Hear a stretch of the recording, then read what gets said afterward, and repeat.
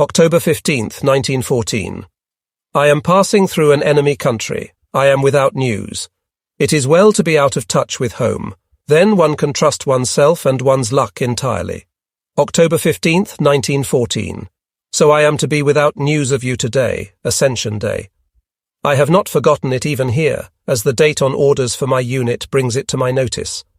How often as we rode through this Flemish land, rich and yet forlorn, with blown-up bridges, closed windows and doors, railed-in chateaux and farms, empty drives passing by me, did I think of turning round in my saddle towards the east, where everything was veiled in pale grey?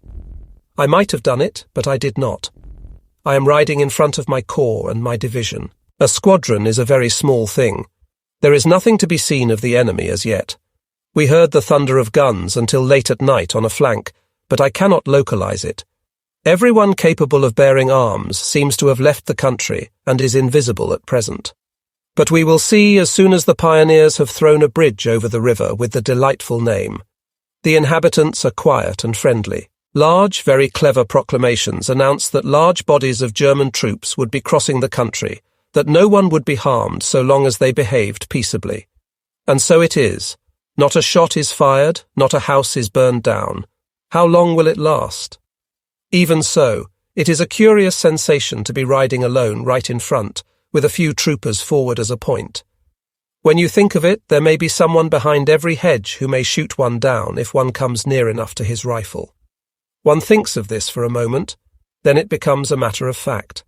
The country is very close, full of hedges and bushes between fields and enclosures, bushes along the roads, and lanes lined on both sides with high hedges. A subaltern has been applied for my troop, but there aren't any, so one carries on alone for the present.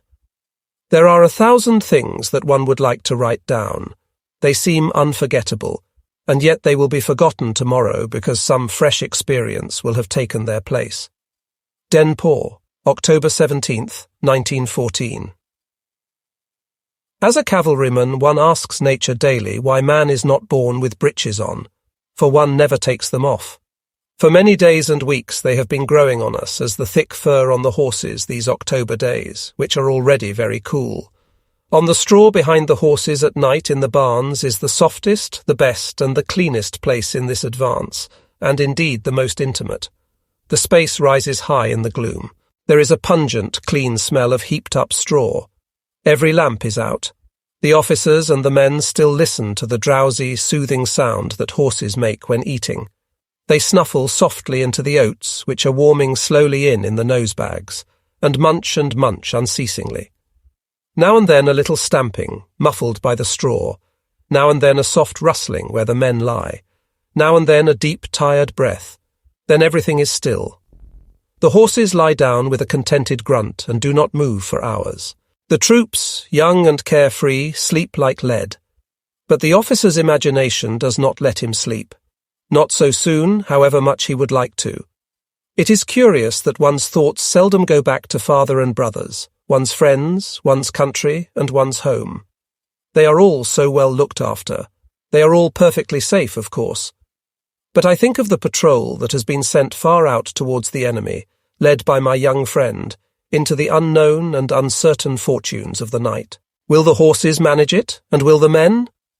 The infantry seem to have boundless faith in the cavalry for running to and fro, bringing in reports on outpost duty and scouting. The horses are not of the best in many cases. They are farm horses, not badly bred, but quite untrained, often taken from the plough right onto the road to be ridden. On the last day before our move into enemy country, I requisitioned 12 very decently bred horses, which for the most part had never had a rider on their backs. Long marches are good schooling for new horses. Today they carry on like the old ones, but the outpost commander knows nothing of my cares. Will the patrol do it? Will the horses hold out? It is 3 a.m, a loud knocking at the barn door. Yes, who is that? Sergeant with orders from division. The barn door rolls back, and in the dark blue gap stands the burly figure of a man who ignores the very meaning of fatigue. A lantern is hung on his breast. He steps in. The dragoons lying on the ground beside me move a little to one side. He kneels in the straw, and as he reads out orders beginning with the information about the enemy brought in by the last of my patrols, I look up on the map the many names I have never heard before which concern tomorrow's reconnaissance and operations. Then come my orders for the squadron, which the sergeant, rising automatically, repeats. A click of spurs and the blue gap closes. The dark space once again looms to uncertain heights above me. Then sleep comes, for now everything has been thought over and the time to advance set. There are 3 good hours yet. We will make the most of them. But I awake once more. An unforgettable picture stands before me, in which the lightest and the sootiest brown of Rembrandt's colours mingle. The men are watering the horses. A shallow tub stands in the deep straw. Horses' heads linger in it, their necks stretched, sucking in the water quietly and steadily. The men stand by patiently, as if in the presence of something holy. One of them is in the full light, the other is lost in shadow. So the truth appears once again that the simplest things are the most affecting. This watering of the horses is no longer war, neither abroad nor at home, neither friend nor foe.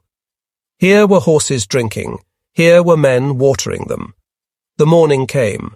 Saddle, mount, walk march. Towards the enemy. October 19th, 1914, morning. The patrols are coming in bit by bit, all scattered. Their reports are credible. The most important is that they have all come upon advancing regular troops, that they have been fired on everywhere. 1 man fell, 1 NCO had his horse shot under him, that there was an état major in Langemarck. A resourceful young volunteer from Frankfurt, whom I had brought along on my own responsibility, brought in the news that English troops were near us. I rode with him to divisional headquarters. Scattered troops from Antwerp, opined the GSO. 1 casually, while fighting is already beginning up in front. If the volunteers' report is right, and I don't doubt that it is, if we don't find that the scattered troops from Antwerp that they expect are not in front of us, we may have a rough passage. We are very upset over the casual way in which this report has been received. October 21st, 1914. Baptism of fire for 3 days of all sorts. We are up against English and French troops. A very tough fight because, although we outnumber them, we are hampered by the lack of planes. So the gun positions of the enemy cannot be spotted, and we have to endure their fire without replying to it. The fact that the enemy is near makes the villagers dangerous as well. I was fired on quite unpleasantly from some houses. The prescribed procedure in this event to burn the houses in question is nonsense, increasing the confusion and the resistance, and almost always strikes the innocent. I had 2 men shot whom I found in 2 houses from which we were fired on. This had the required effect. Great confusion, supplies already broken down. We are so hungry that we pinch everything we can see. The pig that just now ran across the road is recognizable as a roast in the evening. We don't dare to bring the front-line transport forward. Horses are standing in the open ready-saddled all night through. Behind them, bundles of straw pulled down wastefully from the stacks make comfortable beds. The battle continues. Fierce night encounters. A grandiose horizon of burning. Clouds like sections of agate. We halted for some time, dismounted along a wall, the whole squadron. On the other side of the street there was a little wayside chapel, such as are common in this part of the country, empty and unused. My trumpeter asked whether he should take the horses inside, his and mine, evidently thinking that they would be safer there. First I said yes, then for some reason or another no, so he stood outside with the horses. In a few minutes a heavy English shrapnel shell broke through the back of the shrine and burst in the middle. If the trumpeter and I had been in the chapel, there would have been nothing left of us or the horses. Only 1 ball got the trumpeter's unfortunate horse and killed it. The trumpeter looked at me strangely as if I were the Lord God. October 22nd, 1914. It was hottest just in front of the crossroads of the high ride on October 19th. The infantry was stuck. The divisional staff, which it was my duty to protect, was much too far up, right among the enemy's musketry fire. The projectiles were continually cracking on the little house by the road, which was just as hard to reach from the rear as it was from the front. On the road in the ditches, troops moving forward. To the rear, wounded, stretchers, blood, sweat, exhaustion. A man came into the little house, wild-eyed and streaming with blood. "Ain't there no water here?" A pitcher was standing there, but we had to refuse him. "We need it ourselves," was the reply. "Go farther back." I sent one of my men to put him on his way. Casualties were left lying on their stretchers in the ditches. Through the door of a corridor I could see the old, white-headed captain of the light infantry battalion lying on the ground, bleeding profusely. Half an hour ago he had passed me, leading his men forward cheerily. He leaned against a corpse to prop himself up and look out up the road after his lads, who, crouching in the ditches, were creeping forward. October 23rd, 1914. Slow progress, if it can be called progress. Naturally, the smallest success is noted with satisfaction, but a setback is not shouted from the housetops. Already the place has become a waste. Fire and death are everywhere. Empty, plundered farms, graves with a helmet stuck on them, the mounds often built up with the hands out of the solid, clammy clay. The wounded often lie for days, for fighting goes on to and fro by night as well as by day. Of course, there is still oats for the horses in the farmhouses, but precious little for the men. We have no oil for the lamps, no lights, no salt, no bread. The dragoons managed to make a potato soup. It was delicious because we were so hungry. October 24th, 1914. We have been cut off for so long from communications from the rear that the smallest thing is hailed as manna from heaven. Yesterday the squadron supply cart ventured up as far as some dead ground in the village, and I had some bread and meat brought up on wheelbarrows during the night. This was regarded as a return to normal conditions. October 25th, 1914. There is nothing to be done with cavalry here at present. We are lying much too far up, and it is pure luck that we have not been badly knocked about. To calm our nerves, I baptized my slightly damaged farm the whistling trajectory. The shells whistle over us incessantly. The horses stand beneath thick willows, alternating with high poplars, and the shells are not meant for us at present, but for the guns behind us. This bombardment no longer worries us at all. My men wanted to raise a bed for me, but the only one that could be found was, by some special decree of Providence, untouchable. For in it lay a heavy English shell which had pierced the wall of the house and the ceiling without bursting, and had gone to bed on the mattress. This dangerous sleeper had to be respected. Passchendaele, West Flanders, October 27th, 1914. When one sees the wasting, burning villages and towns, plundered cellars and attics in which the troops have pulled everything to pieces in the blind instinct of self-preservation, dead or half-starved animals, cattle bellowing in the sugar beet fields, and then corpses, corpses and corpses, streams of wounded one after another.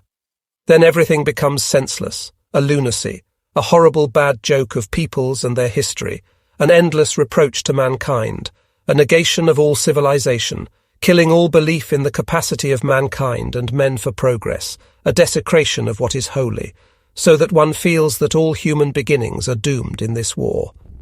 I have just read that the splendid von S. has been killed. You know my friendship for him, his house, his pleasant wife, who was so fond of her horses. He was a friend to so many, a helper to many too, and now he is only one of thousands who died with him. It is very hard to keep one's end up against all this, but those who are in the field and those who are at home must make a special effort mutually to help each other to hold out. Then the rest, the personal, becomes smaller. It is good, it is well, that personal matters should seem small and that one should experience it. We will probably lie here for a few days more. The battle, which has lasted 9 times 24 hours without effecting a decision, has immobilized both fronts close to one another. Now forces will be massed for the attack. Our army has Ypres as its objective. There is no doubt that the English and French troops would already have been beaten by trained troops. But these young fellows we have, only just trained, are too helpless, particularly when the officers have been killed. Our light infantry battalion, almost all Marburg students, the best troops we have as regards musketry, have suffered terribly from enemy shell fire. In the next division, just such young souls, the intellectual flower of Germany, went singing into an attack on Langemarck, just as vain and just as costly. End of October, 1914. This is the 13th day of uninterrupted fighting at the same place. It was only on the first 2 days that we had something to show for our daily losses. Indeed, it seems to be the case along the whole line from Belfort to the sea. I can see no strategy in this manner of conducting operations. Each of the countless divisions, like ours, is allotted a definite sector. It has to be held without consideration for the character of the ground and the inner strength of the troops, and is held to the point of senselessness. This, of course, ensures the continuity of the front, but not the smallest possible losses. And this, together with the greatest possible success, is what we should strive for. All I can see in this method is the last degree of clumsiness and lack of imagination. What does it mean that all the divisions are really doing nothing besides keeping their direction? This manner of leaving the lie of the land out of consideration in keeping direction, and not considering the quality of the troops, both show themselves in our divisions. The country is difficult, and was not properly reconnoitred beforehand as it should have been. The troops themselves are young, and are overcome by the first too powerful impression, numbed by 13 days and nights of fighting in primitive trenches, forever falling in, weakened by continual fire and deprived of their leaders. The news that I get from home makes me speak out. The time, the matter in hand, and fatality do not allow one to give out the whole of one's personality. One must retain enough in oneself for a breath of fresh air. Everything on the front is rooted to the same spot. I don't call it a success when a trench, a few hundred prisoners are taken. They have always cost more blood than they are worth.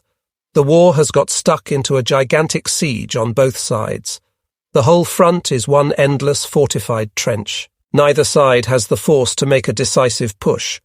This proves that generalship is lacking. Genius looks different and shows itself otherwise than through what we see everywhere. When one reads the paper, one must take the mean between the German and the French reports. I would not assert that they are lying, but reports change their aspect on the way from the place where they happened to the columns of the press. We have been having magical days here full of the spiritual quality of the autumn. Warm, fine, sunny, tempered with fine gold. The moonlit nights are wonderful, but everywhere and always their beautiful tranquillity is broken by the growl of heavy guns, the crack of rapid rifle fire from the attacking and defending trenches. So it is on the 20th night. At last I got an officer for my unit today. If there were only something real to be done now. Behind us, the peasants wander back slowly to their farms, so far as they are still standing, but there is no return to Passchendaele. The ruin here is indescribable. The houses are torn from top to bottom. They overhang. They are still falling in. The paving of the streets is in the houses. The roads are pitted with the craters of burst shells. Roofs lie in the street. Cobblestones lie in the beds with the window sashes they brought in with them. A lake of beer has flowed from the broken vats of the brewery into the cellars. One can see it through a sieve of arches. Not a pillar in the church is unbroken. I saw the tower fall in one piece across the marketplace. A great bloated cloud of yellow dust arose from the marketplace, as if the dust itself bore a banner. In a living room was a dead horse, with half its entrails trailing over the yellow silk chairs and cushions. I cannot guess how it got in there. The autumn days are still mild and sunny, which is the best thing one can wish for man and beast as long as possible. But the sun is the enemy of our troops, as it does not pierce the fog till late in the day. For then our westward front is quite blinded by the setting sun, and at the same time is a well-laid target for the enemy, so we get daily a regular evening blessing of shrapnel and HE, shells over the neighbourhood. There are always some victims. The French artillery fires even on a single horseman. Last evening I rode to the battle headquarters of a general with one of my officers. I had just halted a moment to ask a question of a passing man. At once one of the beastly things burst so close that it splashed our boots with mud. They even followed us at a round gallop for quite a way.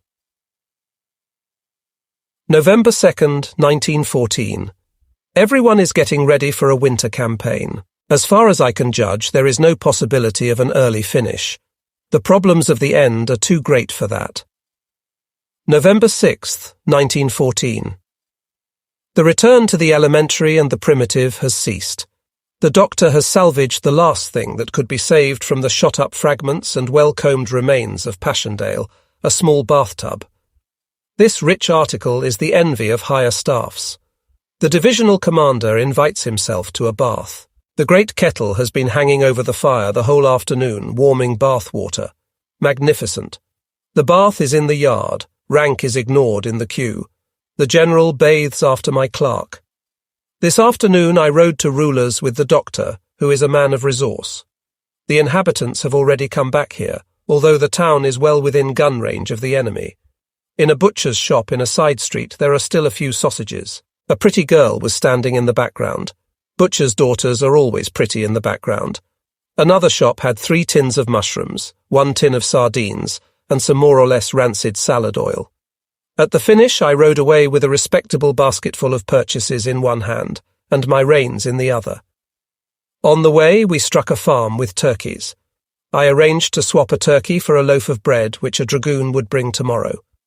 The farmer is as pleased over his loaf of bread as we are over the turkey. I also succeeded in negotiating a supply of milk with one of the inhabitants. A farm is burnt down. The cows are still there, but will not let themselves be caught for milking. That is, only one of them. The others were used to the sister. The sister was killed by a shell. Coffee is coffee, the soldiers think.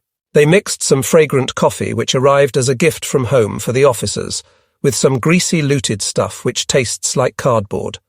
The cardboard won.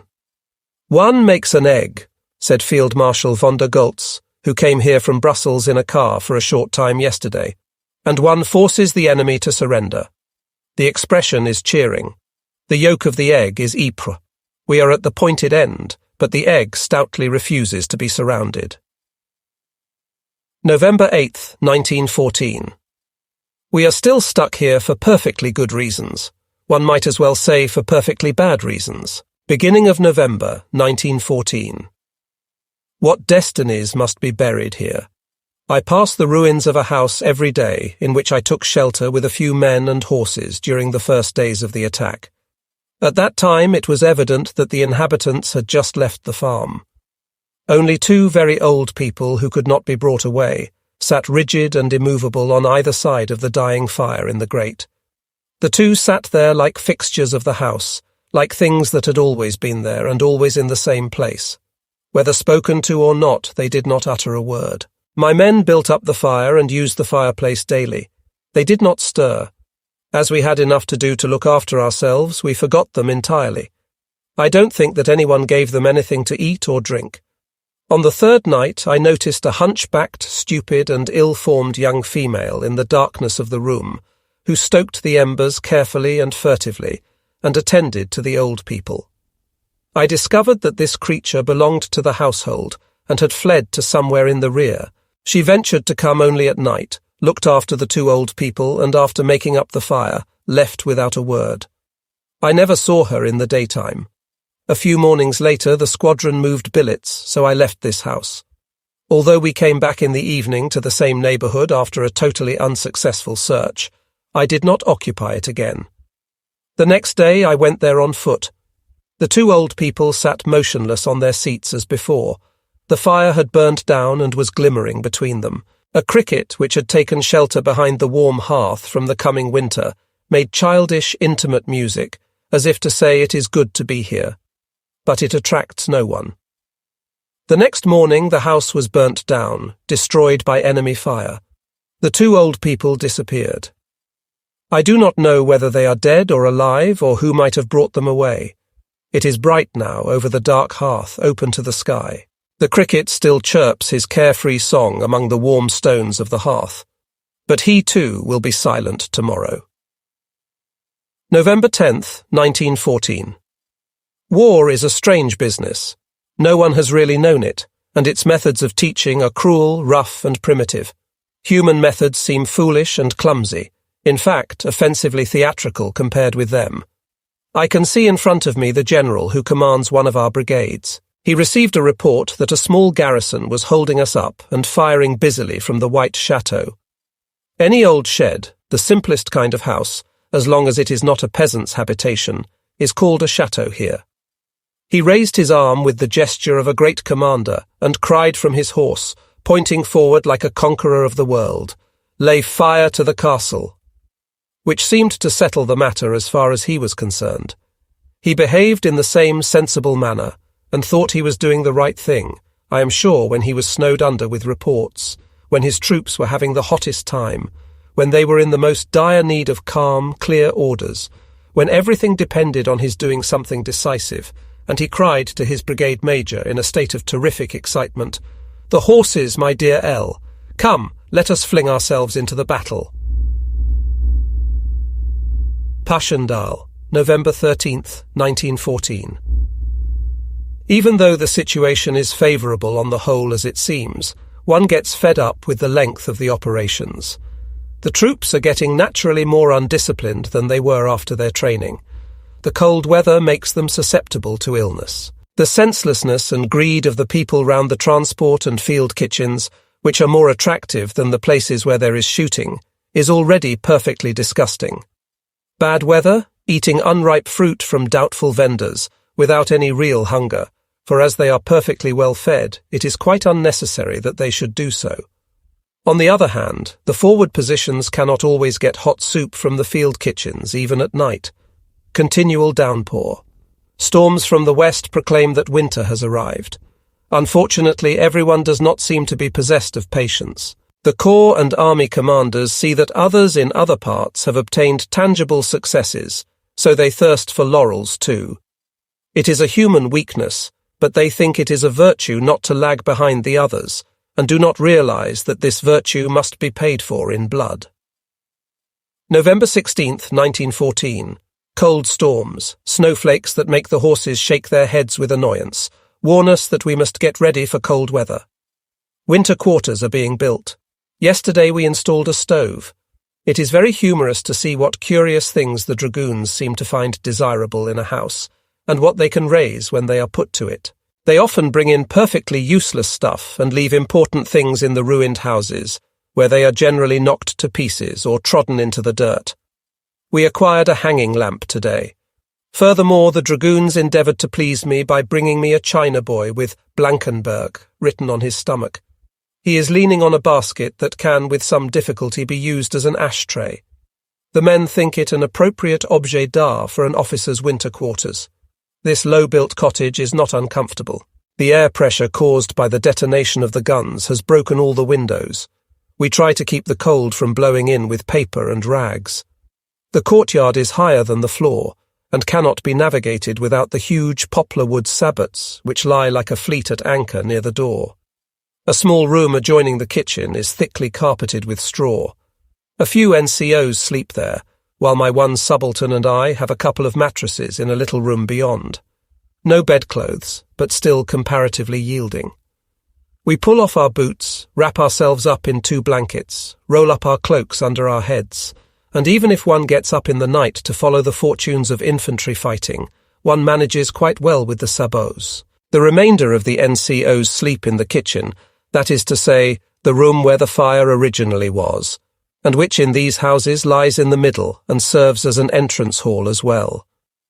I know my way about now. When I want to go across the courtyard at night to see from the entrance across to Passchendaele and the enemy positions where the fiery jaws are gaping, I have to step over the trumpeter first. He does not move, nor do the others. Then come door and lips clap and buttle. Sergeant Hull lies near the door at right angles to them like a faithful watchdog.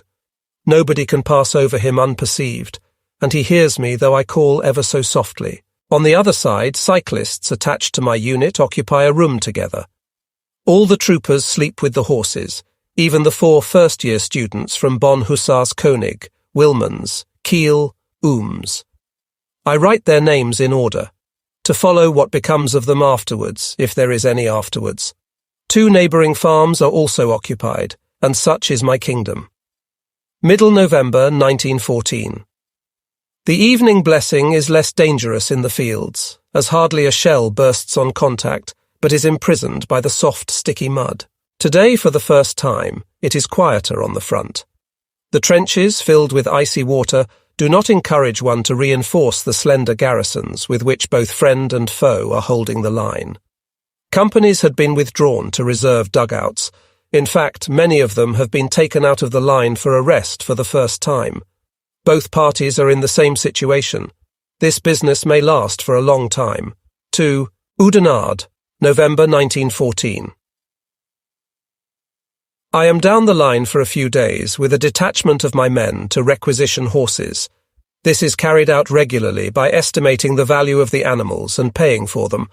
Some of the owners are very pleased, other less so. The horses are mostly middling good, sometimes magnificent, heavy stuff, but not exactly troop horses.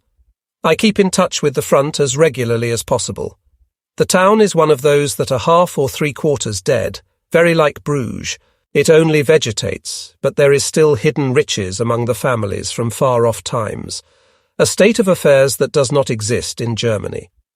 You tell me that you and others are working in soup kitchens. What you observe and reflect on may be more useful to you than the occupation itself. It may be conducive to thought. Of course, a better class of people are coming in daily. A sense of responsibility is growing, and it is good that it should be so. A big war cannot be settled so simply as would appear to be possible in the opinion of many who stayed at home, and who are really trying to relieve themselves of the weight of things. Christmas will soon be here. But it is taking a long time to convince everybody that we shall not be at home for it. Over in Paris, they will be thinking of their armies in the field as invincible, as we think of ours. How are we to get a peace out of that? It will go on to the last drop of blood. Passchendaele, November 21st, 1914. One should allow no man and no power to take the pleasure of existence from one. One should give no one that pleasure who on his side finds pleasure in doing so. Thank God man was made by nature to stand on his hind legs. This should always be remembered if anyone or anything seeks to force us to our knees. The same applies to you women. If one still has a head on one's shoulders, it cannot be too difficult to walk upright. I dashed back, or rather forward, from Oudenarde yesterday, rather a forced march. It was on account of Lottich, my mare. A little shell splinter wound had got very bad. Apparently a tiny bit of steel cut its way in deep and disappeared without being noticed. The result was suppuration, high fever and severe pains. The poor animal was bathed in sweat day and night. I will ride far for a good horse. I almost thought she was invulnerable, but I suppose she is mortal, just like the rest of us. We have at last evacuated everything that looks like a native. They are all banished to the lines of communication. Therefore the cattle are running wild about here. We have started a herd of animals which we slaughter according to our needs. There are plenty of cattle about still, even without counting the human kind.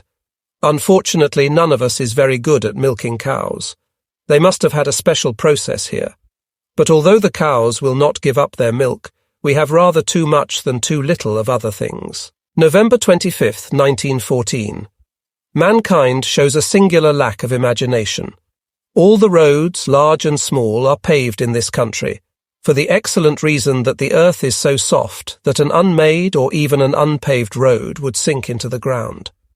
On these made and cobbled roads between the fields, three-wheeled carts without shafts are used, for the draft animals cannot go one step off the road into the fields at this time of year without sinking. These three-wheeled carts can be turned on the spot, as the draft animals turn straight round without having to leave the road or make a wide turn. He goes along beside the cart, which turns on its hind wheels, and turning about, follows him. This natural wisdom, sprung from the soil centuries ago, could not penetrate the imagination of German officers of high rank. Hence a divisional order, which probably came from a much higher formation and affects other divisions as well. The three-wheeled carts used in this country will be provided with shafts in order that they may be steered better. As a result of the introduction of this gadget, to the horror of my sergeant, I said that we would not carry this order out for the present. The carts were possibly easier to steer, but one could see everywhere that where a cart had been turned on a narrow track, or where one had pulled aside to let another pass, horses had sunk up to their bellies in the fields. After they had been released from the shaft, it took hours of work to get them back onto the road. The order was countermanded a few weeks later, but the point is that it was issued in the first place. Passchendaele, November 27th, 1914. We have now been stuck in the same spot for 5 weeks. For 5 weeks, the newspapers have been saying that Ypres is to be the decision of this phase of the war at least. This may have been right a few weeks ago, but a decision depends also on the time taken to effect it. Now, this part of the front is losing the character of a decisive sector. The action here as a whole is no success as far as Ypres is concerned. What we have gained in ground and the enemy's losses, however great, can only be called a success by a man who does not see both sides. For apart from the fact that our losses have probably balanced those of the enemy, no one can possibly estimate at present what this breathing space of 5 weeks may mean for France and England. We may be stuck for good and all. A terrific struggle is going on for the crossroads at Broodseinde, southwest of Passchendaele. Generals and colonels are flirting with the idea that to take the crossroads of Broodseinde may mean something in the history of the world. Every day a few houses at the crossroads are stormed. Every day we or the enemy, according to who happens to be in possession, is thrown out again. Neither we nor the enemy seem to be capable of forbearing to take it unless we can hold it. This bickering over crossroads, however important they may be, is too small a job for an army. I would say that every man sacrificed at it, on whichever side, is wasted. As regards sacrifices, it is true that with the exception of the above-mentioned butchery, the leaders were only reckless at first, perhaps with the false appreciation of that staff officer who, when an enemy headquarters was reported to him, saw only scattered troops from Antwerp. Now the losses are often the fault of the men. Our men do not trouble their heads over the fact that only picked snipers are firing from the enemy's linemen, who, at a range of often less than 100 yards, cannot help hitting every head that shows itself. It is not contempt of death that makes them expose themselves to certain death. It is lack of discipline. Precise instructions and orders on the subject have been drawn up, but they are not observed. One officer said the other day, by way of excuse, that it was exactly the same in 1870. I replied, all the worse. Reserves, ammunition and supply columns behave in the same irresponsible manner. In childish simplicity they expose themselves in transport parks and column of route in perfect order, just as if there were no planes to report their position to the enemy gunners. What then is the use of other commanders taking infinite trouble very rightly, to conceal their vehicles by fitting them into a wood, a hedge, or a tobacco plantation, or by covering them entirely with branches? As matters stand now, not only here but all along the line, both we and the enemy have so crippled ourselves by infighting that we cannot get in a blow properly. We cannot get the momentum for a thrust. We get in our own way with every movement of any importance. Once again I observe that here at least the art of war is not noticeable. It may be an incredible achievement to create this endless, unbroken line from the Alps to the sea as a monstrous whole, but it is not my idea of strategy. Only a month ago this country might have been called rich. There were cattle and pigs in plenty. Now it is empty. Not a wine cellar in any town that has not been requisitioned for the Germans. Not a grocer, corn chandler or dairy, but must sell their goods to the Germans only. We have taken every horse, every car, all the petrol, all the railway trucks, all the houses, coal, paraffin and electricity have been devoted to our exclusive use. I buy all the necessities and comforts I want for myself and my man, give the shopman a requisition order signed by myself, and he bows me out.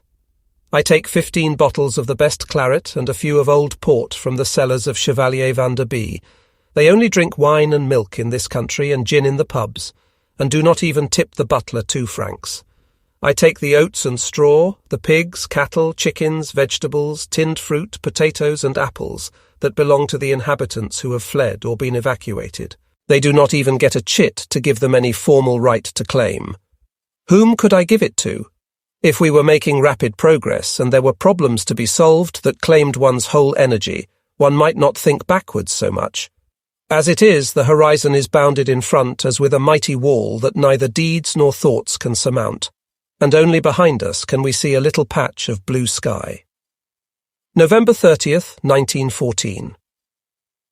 The west wind that is blowing today is enough to blow you off your horse. It is oceanic, a thing that those living inland cannot understand. This morning I rode to the new farms that have been allotted to us as winter quarters. There seems to be quite a lot of traffic along the roads. The farms that we are to occupy have naturally a great deal more style about them than the chateau of Monsieur de G, which was supposed to be my billet, and which I have been glad to relinquish to some unimportant headquarters. An old peasant woman, short and stout and wearing those delightful sabots, stood in the doorway, through which one could see other doors opening through into the length of the room. On the floor, in great squares of black and white, lay the geometry of chiaroscuro in diverse tones. The walls were quaintly tiled.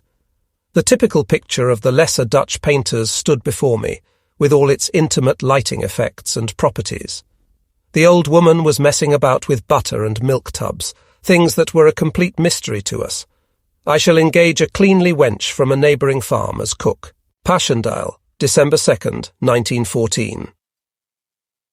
We have resigned ourselves to the idea that it will take the artillery at least another month to break down the enemy's position.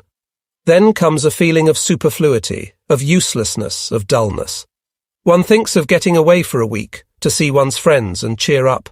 Already each one thinks that he can be dispensed with. As far as the situation is concerned, exactly what I predicted has come to pass. Ypres will not be the decisive battle of the campaign. Doubtless a decision was to have been effected. The orders and utterances of GHQ are perfectly clear on that point. But this plan has failed. Instead of confessing this frankly, for it is nothing to be ashamed of, we allow the world in general and the troops in particular to contemplate this threat of war in the expectation of a big action. But there is no action, particularly no big action. It is true that such is not to be expected here. It would only lead to greater losses, and they are great enough already.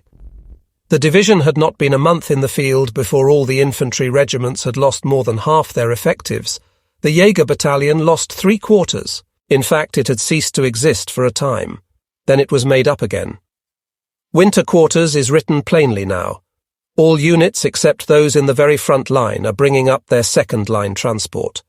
Of course, this shows how safe we feel ourselves. We would not dare to do it otherwise. But it shows also that we have renounced our freedom of manoeuvre, and therefore that we expect a long period of stagnation. Drywedge, December 8th, 1914. Well, we have finished our move. We only realise what filth we have been wallowing in, now that a fairly clean table, a decent farm bed and other acquisitions seem to us something rare and extraordinary. I found out when we moved that the unit had won a very considerable assortment of things that had to be trailed along when we moved billets. A number of cattle, conspicuous by the number of lean old cows, several underfed pigs. The transport wagons piled high with fodder for the horses, the farrier's cart, chestfuls of newly arrived clothing, not forgetting 40 chickens in homemade coops, all sorts of lamps and gadgets, the last of the vegetables and the coffee mill, surmounted by the bathtub and followed by a pack of adventurous tripe hounds, belonging to no race at all. These were gently driven along by tickling them with lance points, and kept on the road by careful troopers, for they would have been drowned in the ditches. So this caravan found its way to the new home. It seems strange to see inhabited farms, cultivated fields with a few cattle, carts full of sugar beet, and especially men and children. There was none of all that in Passchendaele. It seems strange also not to hear the nervous chatter of sea musketry day and night, but only the deep growl of the heavy guns in the distance, for we are now quite 6 to 7 kilometres behind the front line. Just as strange it is, too, to lie between 2 coarse linen sheets of rustic weave every night, to take a real shirt out of one's box, to get out of one's breeches in order to be more comfortable and to put on a fresh tunic. Up to the present, the opposite course was at the same time more comfortable and safer. Strange, again, to have a hired lass who speaks half German and half Flemish, to wait at the mess table and keep headquarters billet in order, who wields real clean dishcloths. These and other things, such as glasses, knives and forks, clothes hooks, writing materials, and sundry household necessities were obtained from the neighbouring town of Rousselare. Things that are a matter of course in ordinary life have become so new and strange. We have to learn manners over again. True, Captain R still wipes his knife on the tablecloth, and leaves a river of soup across the tablecloth when he fills his plate, but I am gradually curing him of it, and at the same time curing myself of not noticing such things. These manners were a sort of adaptation to our surroundings in the filth of our former billets. Of course, cavalry as an arm has less to do than ever. Apart from the fighting, there is nothing at all to be done. I cannot even ride across a field or a pasture. One sinks immediately. Sadder and wiser, one returns to the strip of churned mud that was once a road, if one ventures to try a strip of grass between the fields that looked a bit more solid than the rest. In order to control the growing indiscipline caused by inactivity, we mount guards, as if there were something to be guarded. We have all sorts of duties in the afternoon, and spend the rest of the time feeling superfluous. So this is where I shall spend Christmas. I feel almost as though I would have to get my feelings into working order beforehand, to make them respond at all like winding up a watch to make it go. For truly, there is no longer any sense in this business. The fraternization that has been going on between our trenches and those of the enemy, when friend and foe alike go to fetch straw from the same rick to protect them from cold and rain, and to have some sort of bedding to lie on, and never a shot is fired. This is a symptom of reason that only goes to prove the converse, that there is no longer any sense in this business. Drywedge, December 10th, 1914. We are sitting in the dark. That is, as near as makes no difference. Today, 25 litres of paraffin were issued for the whole division, say, for 5,000 men.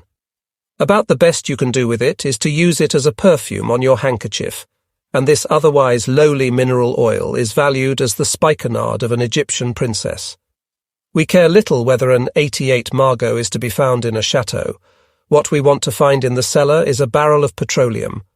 The few candles that I had kept tucked away at the bottom of my box have been used to the last whiff of grease. Drywedge, December 13th, 1914. Nothing important happens. If there had not been 300 indispensable prisoners and a number of casualties in a small attack yesterday, there would have been nothing doing at all. Hence an order of the day from Corps HQ that finished up with hurrah, and bestrewed 30 iron crosses, quite forgetting that we have to mourn the loss of 3 capital ships, Scharnhorst, Gneisenau and Leipzig, and that the other smaller ships of Count von Spey's squadron will soon go. Now can England once again proclaim to the world that the seas are at last definitely clear of the German pirates, and that nothing more stands in the way of transports bearing war supplies from overseas to France. But we shout hooray over 300 prisoners. Drywedge, December 19th, 1914. It will be indeed a strange Christmas that is coming. I imagine that you too will have a strange festival at home. Perhaps the great justification of celebrating this feast of peace in wartime at all will not occur. Insuperable contradictions seem to me like changing dreams at night. One does not come to consciousness of sense or nonsense. Neither can one master the sense or nonsense of all that happens in these times. Drywedge. About this time I often feel as if the war had killed mistress, father and sisters, and all the past within me. Nothing bears any relation to it, nothing connects with it, nothing fits it. Everything is meaningless compared with it.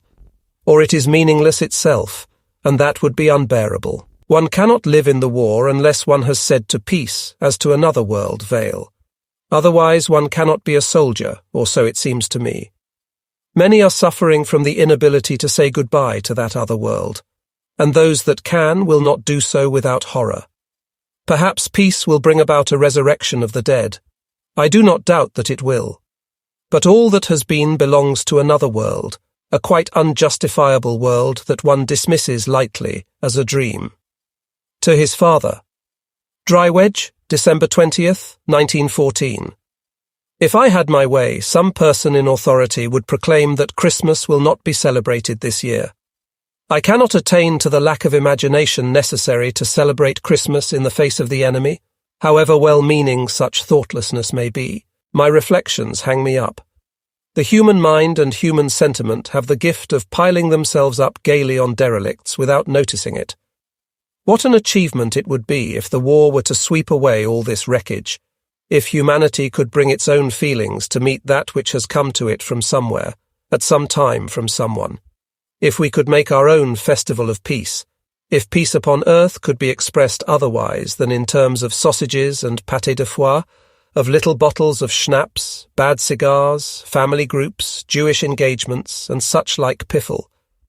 The simplicity of Christmas, with the laughter of children, surprises, the joy of giving little things.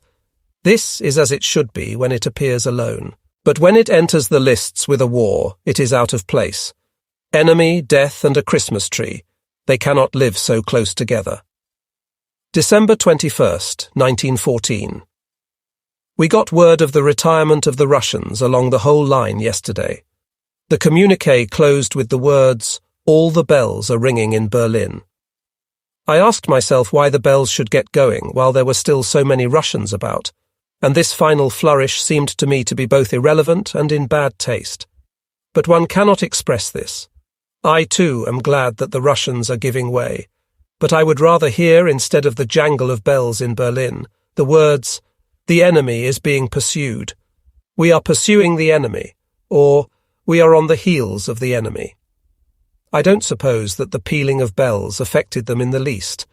I am sure that they took no more notice of it than I did. December 22nd, 1914. It is not easy for anyone this time, as I thought I know men who actually congratulate themselves on being in the front line on Christmas Eve, so-called, instead of confronting the half-untruth of the Christmas tree. This Christmas gift stunt, organised by novelty-mongering, snobbish busybodies in a glare of publicity, creates such an unsavoury impression here that it fairly makes one sick. The fact that they make their appearance with 1,000 packages of bad cigars, indifferent chocolate, and woolies of problematical usefulness, sitting in a car, seems to make them think that they have a right to have the war shown to them like a leather factory. The fact that there are men who are very much disinclined to say pleasant things to them because the loss of their last son may have induced them to a rather serious view on the beastliness of the war does not affect them at all. Liebsgeber gives them license for their shameless behaviour. Our divisional commander lost his second son, his last only the other day. He was killed in a neighbouring division. Now this unhappy father is expected to keep his head and lead his troops, and forget that when he returns home, he has an old age bereaved of his children to look forward to, and that he will be honoured only by memories of the war. He must not think of the poor women at home who has been brought to the brink of despair by the war that is his daily work.